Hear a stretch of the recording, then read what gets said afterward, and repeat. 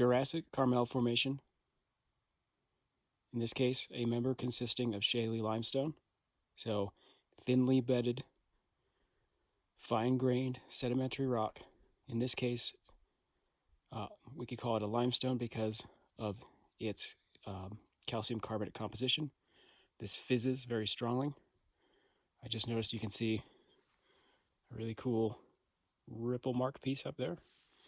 So we know that it's probably shallow water and an inland seaway. Now I want to point out that the bedding here is relatively horizontal until we go around this corner.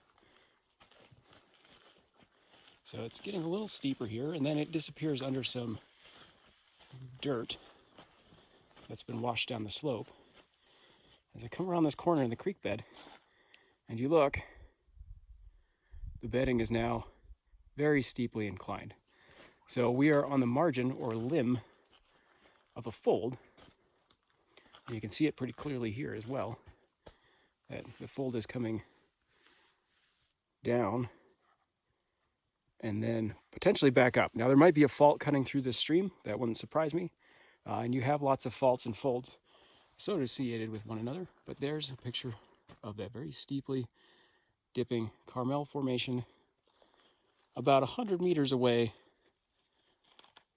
from not dipping much at all. I said there might be a fault, and I turned around, and you have your relatively flat dipping layers.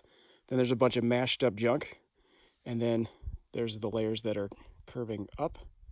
So there's a good chance that there is a fault running through here somewhere. It's just very obscured, right? And it's probably a little reverse fault. But this area is also full of normal faults, so without a more detailed analysis, I can't say. But again, as you look down this creek, you're looking down the barrel essentially of a very tight fold, or a fold that's been cut by some faults, because those layers are dipping about 70 degrees towards the west, and then those layers there aren't dipping really at all. And then you come in here, and then they're also dipping what looks to be more like about 45 degrees to the east.